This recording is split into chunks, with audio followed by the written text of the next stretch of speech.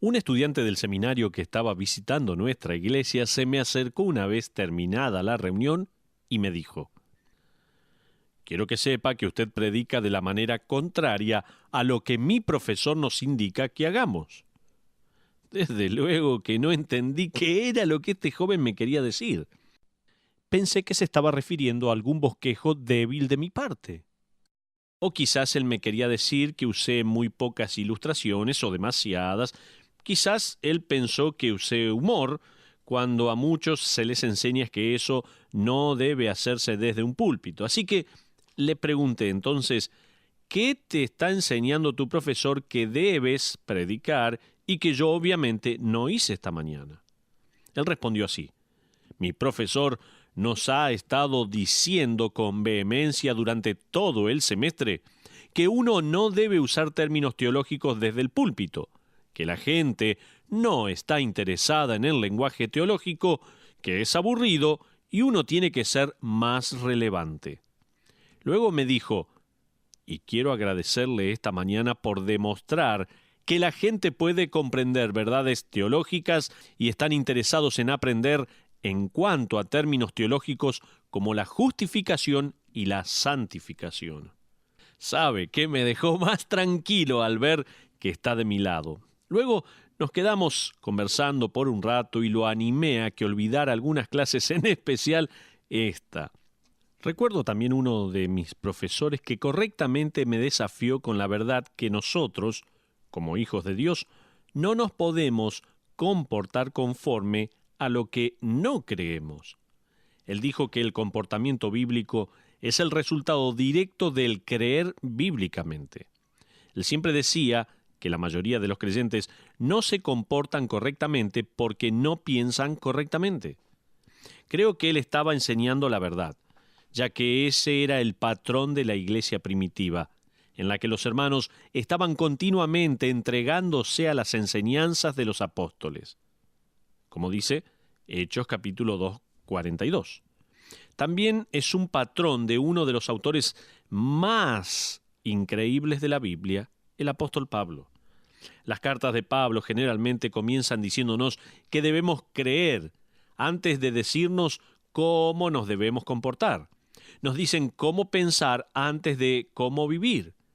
La carta a los Romanos sigue ese mismo patrón. Pablo ha empleado 5 capítulos y medio diciéndonos cómo debemos pensar, enseñándonos los rudimentos de la mayoría de los problemas doctrinales. Hasta ahora hemos visto, escuche, haciendo como una síntesis, la deidad de Jesucristo, el Hijo de Dios, la manera en que la resurrección literal de Cristo autentifica al Evangelio, también la revelación especial de Dios por medio de su palabra inspirada, o sea, el canon de las Escrituras, la revelación general de Dios por medio de la creación y la conciencia humana. También vimos la naturaleza y la definición del Evangelio, la depravación total y rebelión de la humanidad. Vimos también las consecuencias de la depravación del hombre como resultado de perversiones sexuales y aberraciones. También vimos la condición perdida de la humanidad y su falta de excusas ante Dios, a quien niegan consciente e inconscientemente. También vimos la decadencia de la sociedad en general cuando se deja de lado a Dios y su palabra es ignorada. En el capítulo 1 nada más, hemos estudiado estas doctrinas. Escuche: inspiración, revelación especial y general, la deidad de Cristo, la resurrección literal de Cristo, los atributos de Dios a través de la creación, la depravación y desvío de la humanidad y el juicio venidero. Hoy tenía planeado hacer un repaso de todas las doctrinas que hemos tocado o estudiado hasta este punto, pero ¿sabe qué? Me di cuenta que no nos daría el tiempo. La verdad es que no podemos crecer como creyentes sin estudiar la palabra de Dios. Y no podemos estudiar la palabra de Dios sin estudiar teología. Teología es el estudio de Dios y la Biblia es la revelación de Dios. Como podrá ver, aún estoy enojado con saber que algún profesor le está enseñando a sus alumnos que no se debe hablar de teología, las mismísimas cosas que las audiencias necesitan escuchar. Qué maravillosa verdad que hemos descubierto en nuestro último programa al ver la doctrina de la posición del creyente en Cristo en su muerte, sepultura y resurrección. Estábamos presos en una cárcel hecha por nuestro padre Adán, pero por medio de la fe en Cristo, el postrer Adán, fuimos liberados del reino del pecado. Entonces en Adán estábamos condenados, en Cristo somos libres para andar en vida nueva. Ahora, ¿Pablo quiere que aprendamos algo? Sí, sabe que sí. De hecho, hay 3 palabras que, creo yo, forman un bosquejo de la instrucción sobre los próximos versículos de Romanos capítulo 6. Las palabras son estas: sepa, considere y presente. La primera palabra es saber. Vaya a Romanos capítulo 6, por favor busque en su Biblia y fíjese en esta primer palabra en el versículo 6. Dice esto, la Biblia: sabiendo esto, que nuestro viejo hombre fue crucificado juntamente con él, para que el cuerpo del pecado sea destruido, a fin de que no sirvamos más al pecado, porque el que ha muerto ha sido justificado del pecado. Hasta ahí la lectura de la Biblia. Estos versículos regresan a la pregunta original al comienzo de este estudio. ¿Se acuerda cuál era? ¿Podemos vivir en pecado ahora que hemos venido a Cristo? Esa era la pregunta. Pablo ya la respondió también. ¿Cómo podemos vivir en pecado cuando has sido inmerso en el cuerpo de Cristo por el Espíritu de Dios y vestido de Cristo a través de la ilustración viva del bautismo por inmersión? No se puede. Pablo dice, en efecto, si usted no lo comprendió la primera vez, permítame usar otro lenguaje. Los creyentes verdaderos aún pecan, pero no viven en pecado sin culpa alguna, sin miseria y sin disciplina. Las personas más miserables en el planeta, ¿sabe cuáles son? Son los creyentes que pecan. No pueden disfrutar de su pecado porque saben lo que le costó a Cristo, saben que entristecen al Espíritu Santo de Dios al hacerlo también. Y de hecho, cuando un creyente peca, la culpa eclipsa la ganancia temporal. Y cuando un creyente se rebela, la disciplina sobrepasa el deleite temporal.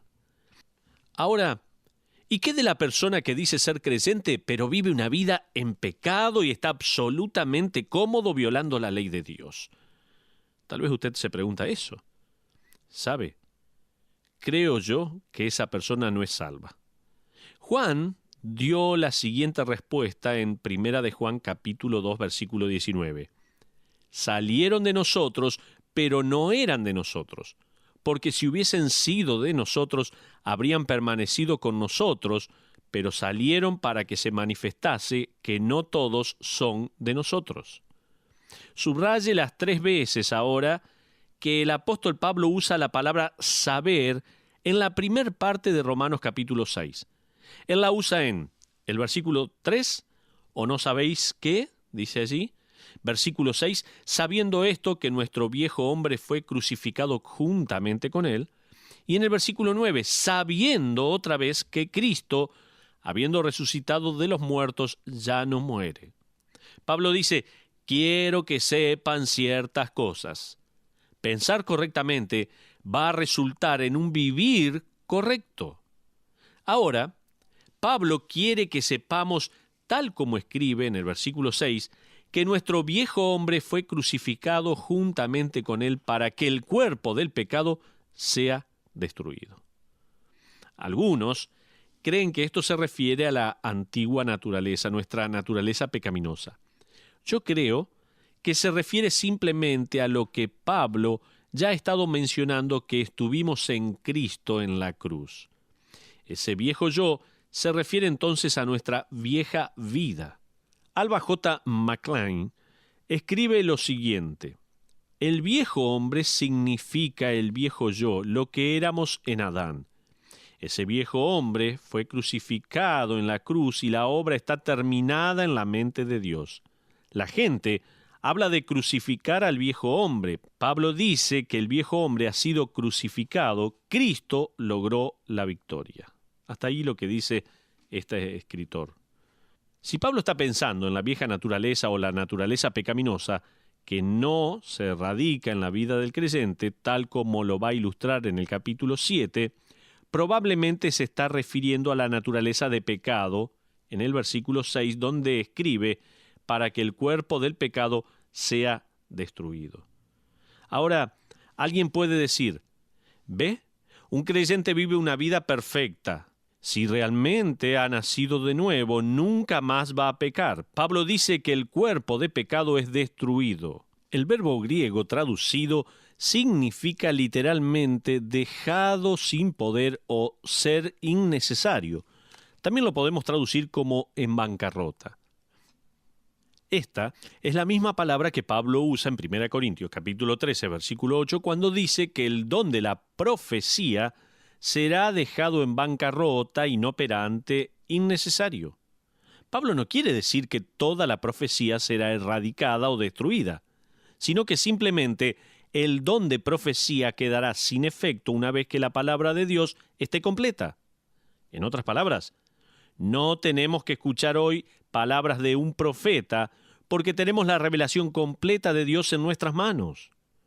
De la misma manera, cuando Pablo usa el verbo en Romanos capítulo 6, versículo 6, no está diciendo que nuestra naturaleza de pecado es destruida. De hecho, para el creyente, el pecado pasa a ser una lucha más poderosa después de la salvación que antes de la salvación. Pablo está diciendo que nuestro cuerpo de pecado ha quedado inoperante. Usted se preguntará entonces, ¿por qué es que aún tenemos problemas con él? Permítame ilustrar esta palabra, este verbo en griego, en un evento que siempre uso de ilustraciones en nuestra clase de miembros nuevos. Escúcheme. Después de haberme mudado con mi esposa a esta zona, un día nos fuimos de compras.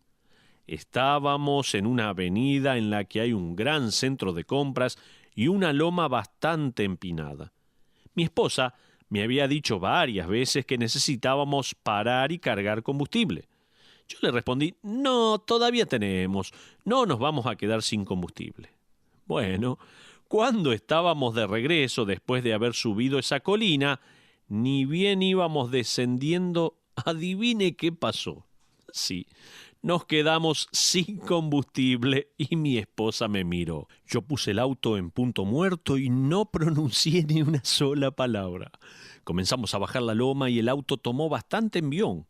Nos acercábamos a ese semáforo que estaba siempre en rojo por unos 5 minutos y justo antes de llegar se puso en verde, así que pasamos el semáforo y llegamos a uno de los edificios que tenía una estación de servicio justo al lado. El envión del auto alcanzó como para llegar al surtidor. ¡Ah! Dios es bueno y Él rescata al necio de la calamidad, seguramente. Ahora, mi auto experimentó el quedar inoperante. Anduvo ahogándose y tosiendo unos segundos, pero luego quedó inoperante. Ahora, supongamos que el auto representa su naturaleza pecaminosa. Aún existe y usted aún está en ella. Pero, ¿qué es lo último que usted haría? ¿Quiere hacerla funcionar de nuevo? ¿Le pondría combustible? No. Usted quiere dejarla vacía, o sea, no alimentarla con algo que pueda encenderla. Déjela sola. Pablo va a hablar de esto más adelante. La primera palabra clave es saber. Usted necesita saber que murió en Cristo. Su vieja naturaleza fue dejada sin su poder. Usted no debe pecar. Sin embargo, usted debe estar listo para batallar contra el pecado y los deseos pecaminosos. Moody, el gran evangelista, escribió lo siguiente: cuando me convertí, cometí el error de pensar que la batalla se había acabado, que mi naturaleza corrompida, la vieja vida, había pasado a la historia. Pero descubrí, después de servir a Cristo por unos meses, que la conversión era algo así como enrolarse en el ejército y que una batalla estaba siempre al alcance. Esto era lo que decía Moody. ¿Cuál es nuestra esperanza? ¿Sabe cuál es? En lo que sabemos. Fíjese en los versículos 9 y 10. Dice: sabiendo que Cristo, habiendo resucitado de los muertos, ya no muere, la muerte no se enseñorea más de él, porque en cuanto murió, al pecado murió una vez por todas. En otras palabras, Cristo murió por la paga del pecado una vez y para siempre. Entonces la primera palabra era saber. Ahora la segunda palabra clave es considerar. Fíjese en Romanos 6:11. Dice la Biblia, así también vosotros consideraos, allí está la palabra, muertos al pecado, pero vivos para Dios en Cristo Jesús, Señor nuestro. Esto nos recuerda la verdad que leímos en el versículo 7, que decía, porque el que ha muerto ha sido justificado del pecado. Pablo hace un resumen en el versículo 11, donde dice, consideraos muertos al pecado. Un significado de esto es que somos libres del control del pecado. La última parte del versículo 6 ilustra esto al decir de esta manera, a fin de que no sirvamos más al pecado. Un esclavo que ha sido liberado puede pararse delante de su viejo amo, mirarlo a los ojos e ignorar todo lo que éste le diga. Ese ex esclavo ya no tiene que obedecer al amo, porque el amo ha quebrado, ha quedado inoperante. Entonces, usted no está fuera del alcance del pecado y está enfrentando la realidad del pecado, pero no está bajo el reino del pecado. Eso tiene que quedar claro. Pablo está diciendo en el versículo 11, piense, considérese muerto al pecado. A propósito, el versículo 11 representa un punto de inflexión en esta epístola. James Montgomery Boyce hizo la interesante observación que esta es la primera vez que Pablo le pide a sus lectores que hagan algo. Este versículo es una exhortación y es la primera en toda la epístola. En otras palabras, por 5 capítulos y medio, Pablo ha estado enseñando verdades teológicas, pero ahora, por primera vez en la epístola, Pablo manda al lector a hacer algo. Y adivine qué lo manda a hacer. Lo manda a pensar teológicamente. Él está diciendo, considere esto, piense esto. La palabra griega es logizomai. De esta palabra salen los términos castellanos lógica y lógico. Un pastor dice en su comentario de Romanos de esta manera, esto nada tiene que ver con una actividad que hace que algo suceda o un deseo. Se trata de reconocer el pecado y actuar en cuanto a algo que es verdadero. Pablo llega a este punto crítico de la epístola y dice, en efecto, bueno, ustedes ya saben suficiente verdad teológica, están muertos y vuestra vida está en Cristo, su Redentor. Ahora, piénselo mientras va viviendo su vida. Eso nada tiene que ver cómo se sienta, esto está relacionado con la verdad. Así que considérelo verdadero, piense bíblicamente cómo funciona esto. Usted puede estar tentado a decir, no me siento aceptado por Dios. Considere la verdad de Romanos 15:7, donde dice, por tanto, recibíos los unos a los otros como también Cristo nos recibió. Puede que usted diga, no me siento competente. Considere la verdad que encontramos en 2 Corintios capítulo 3, versículo 5, donde nos dice, no que seamos competentes por nosotros mismos para pensar algo como de nosotros mismos, sino que nuestra competencia proviene de Dios.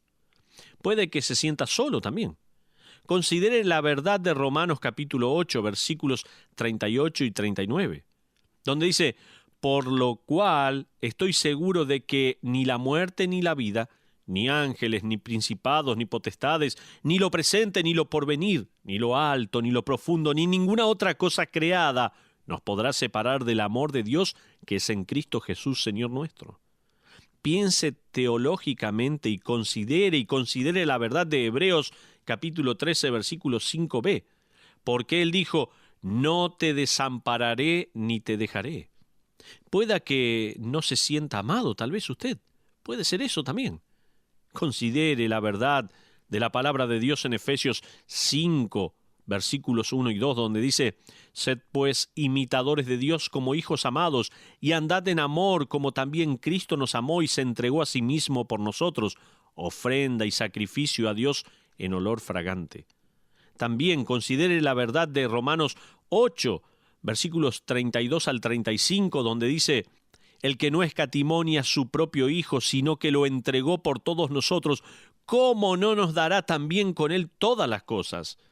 ¿Quién acusará a los escogidos de Dios? Dios es el que justifica. ¿Quién es el que condenará? Cristo es el que murió, más aún el que también resucitó, el que además está a la diestra de Dios, el que también intercede por nosotros. ¿Quién nos separará del amor de Cristo?». Puede ser tal vez que usted esté pensando que no tiene esperanza. Por favor, piense bíblicamente, ya que Dios dijo en Salmos 16, versículos 8 al 11 de esta manera: «A Jehová he puesto siempre delante de mí, porque está a mi diestra, no seré conmovido. Se alegró por tanto mi corazón y se gozó mi alma, mi carne también reposará confiadamente, porque no dejarás mi alma en el Seol, ni permitirás que tu santo vea corrupción. Me mostrarás la senda de la vida, en tu presencia hay plenitud de gozo, delicias a tu diestra para siempre». Usted dirá: «Tengo miedo de Satanás». Considere, por favor, la palabra de Dios en Primera de Juan capítulo 4, versículo 4, donde dice: «Hijitos, vosotros sois de Dios y los habéis vencido, porque mayor es el que está en vosotros que el que está en el mundo». También considere Colosenses 1, versículos 13 y 14, que dice: «El cual nos ha librado de la potestad de las tinieblas y trasladado al reino de su amado Hijo, en quien tenemos redención por su sangre, el perdón de pecados». Puede ser que se sienta sin fuerzas. Considere ahora sí Efesios 3:20, que dice: «Y a aquel que es poderoso para hacer todas las cosas mucho más abundante de lo que pedimos o entendemos, según el poder que actúa en nosotros, a él sea gloria en la Iglesia en Cristo Jesús por todas las edades, por los siglos de los siglos. Amén». Puede ser que se sienta que no es nada especial. Piense, por favor, bíblicamente y considere lo que dice Efesios capítulo 1, versículos 3 al 8, que lo leo ahora. Dice así la Biblia: «Bendito sea el Dios y Padre de nuestro Señor Jesucristo, que nos bendijo con toda bendición espiritual en los lugares celestiales en Cristo, según nos escogió en Él antes de la fundación del mundo, para que fuésemos santos y sin mancha delante de Él, en amor habiéndonos predestinado para ser adoptados hijos suyos por medio de Jesucristo, según el puro afecto de su voluntad, para alabanza de la gloria de su gracia, con la cual nos hizo aceptos en el amado, en quien tenemos redención por su sangre, el perdón de pecados, según las riquezas de su gracia, que hizo sobreabundar para con nosotros en toda sabiduría e inteligencia». A propósito, el considerar no es actuar como si fuera verdad, sino que es actuar porque es verdad. Pablo nos dice que consideremos algo como verdadero. No nos está pidiendo que juguemos el rol de algún ejercicio de pensamiento positivo o juego de palabras. No, esto es cuestión de conformar nuestras mentes a la verdad de la perspectiva divina. Pablo dice: ustedes conocen la verdad, saben la verdad. Ahora, piénsenla, que borre la cinta de sus mentes que había sido grabada por el enemigo mientras estaban en cautiverio. El secreto de una vida santa no está en cómo uno se siente, sino en lo que uno cree. Como bien lo dice Romanos 6:11, así también vosotros consideraos muertos al pecado, pero vivos para Dios en Cristo Jesús, Señor nuestro. Vamos a la última palabra. La tercera palabra clave es presentar. Las tres palabras claves que estamos viendo son saber, que está relacionada a la información teológica; considerar, que está relacionada al cálculo teológico; y presentar, relacionada a la aplicación teológica. Fíjese, Romanos 6, 12 y 13 dice la Biblia allí: no reine pues el pecado en vuestro cuerpo mortal, de modo que lo obedezcáis en sus concupiscencias, ni tampoco presentéis vuestros miembros al pecado como instrumentos de iniquidad, sino presentaos vosotros mismos a Dios como vivos de entre los muertos, y vuestros miembros a Dios como instrumentos de justicia. La palabra clave en este contexto es presentar. Cuando usted está manejando el auto y llega a una bifurcación y encuentra un cartel de ceda el paso, significa que debe ceder el paso al otro conductor, porque éste tiene el derecho de paso. Cuando usted presenta su cuerpo a Dios, es porque se da cuenta que Él tiene el derecho de paso, Él tiene el derecho de su cuerpo, su vida y su corazón. La palabra griega traducida presentar o ceder es la palabra paristemi. El Señor la utilizó cuando dijo en Mateo capítulo 26, versículo 53 de esta manera: ¿acaso piensas que no puedo ahora orar a mi Padre y que Él no me daría paristemi? Ahí está la palabra. Más de 12 legiones de ángeles. Dicho de otra manera, debemos poner nuestros cuerpos y nuestras vidas a disposición no del pecado, sino de Dios. ¿Sabe cuál es nuestro problema? Nos acercamos lo más que podemos a la transacción del pecado y después esperamos que Dios nos rescate. Ese es nuestro problema. Necesitamos saber, considerar y presentar. Esas tres palabras son las que nos llevan del creer al actuar. No se olvide, tiene que saber, tiene que considerar y tiene que presentar. Espero que este tema quede bien claro en nuestras mentes para actuar debido a eso. Que Dios le bendiga ricamente.